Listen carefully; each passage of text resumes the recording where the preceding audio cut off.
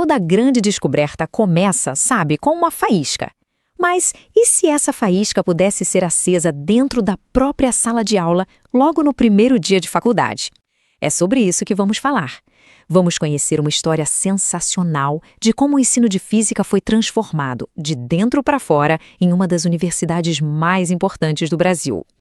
Pois é, essa é a grande questão, né? Como fazer a física do primeiro ano parecer real? Como é que a gente transforma aquelas fórmulas no quadro em algo que faz sentido para quem está chegando agora, cheio de expectativa? Esse é um desafio enorme na educação, em qualquer lugar do mundo. Bom, e para a gente entender como eles chegaram na solução, primeiro a gente precisa dar uma olhada no problema. E nesse caso, o problema todo começava com uma desconexão bem séria dentro da sala de aula. Olha só a situação. Lá no Instituto de Física de São Carlos da USP, o IFSC, tinha essa matéria obrigatória para os calouros chamada direcionamento acadêmico. A ideia no papel era ótima, acolher a galera nova, mostrar como o curso funcionava, só que na prática não estava rolando. A tal da conexão simplesmente não acontecia. E essa frase aqui, dita pelos próprios alunos, é um verdadeiro soco no estômago. Imagina só, estudantes que acabaram de entrar na universidade, cheios de gás, sentindo que estão perdendo tempo. É o sinal de alerta mais claro que existe, né? A teoria estava em um universo e a vida real deles em outro completamente diferente. Então, o diagnóstico ficou bem claro. De um lado, você tinha o jeito antigo, só teoria, tudo muito abstrato, e o resultado era esse, o desinteresse. Do outro, a necessidade de algo novo, uma faísca. A mudança precisava ser radical. Tirar a física só do quadro negro e trazer ela para o mundo real, com demonstrações ao vivo que realmente despertassem a curiosidade. E como em toda boa história de ciência, a resposta veio de onde? Da experimentação. Só que dessa vez, o experimento não foi no laboratório, foi na própria forma de ensinar. A ideia que o professor Luiz Antônio de Oliveira Nunes teve foi ao mesmo tempo super simples e totalmente revolucionária. Ele pensou: e se, em vez de só ficar descrevendo os fenômenos da física, os professores começassem a mostrar eles acontecendo, ali, na hora, na frente de todo mundo? E nas palavras do próprio decano do instituto, a mudança de mentalidade é nítida.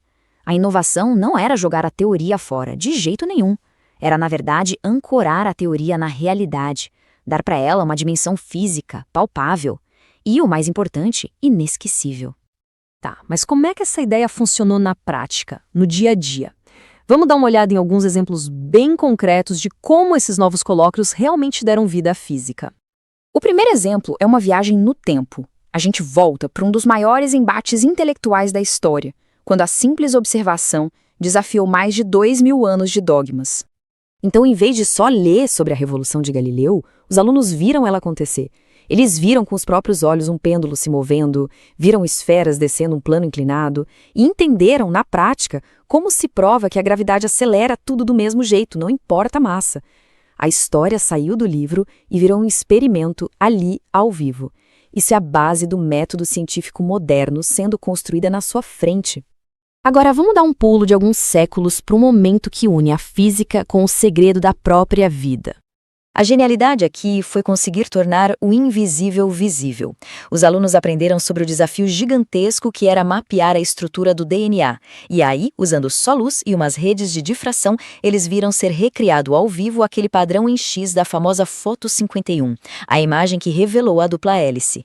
A física que desvendou o código da vida, demonstrada ali, na hora. É sensacional. Bom, uma coisa é a ideia parecer boa no papel, outra ver se ela realmente funciona. E quem melhor para dizer se a mudança deu certo do que os próprios alunos, né? Olha só o que o Lucas disse. Ele fala em dinamismo, demonstrações incríveis, interativo. É exatamente o contrário daquela experiência de antes. A transformação de perda de tempo para demonstrações incríveis mostra que a mudança foi profunda. E o impacto foi muito além de só achar a aula legal.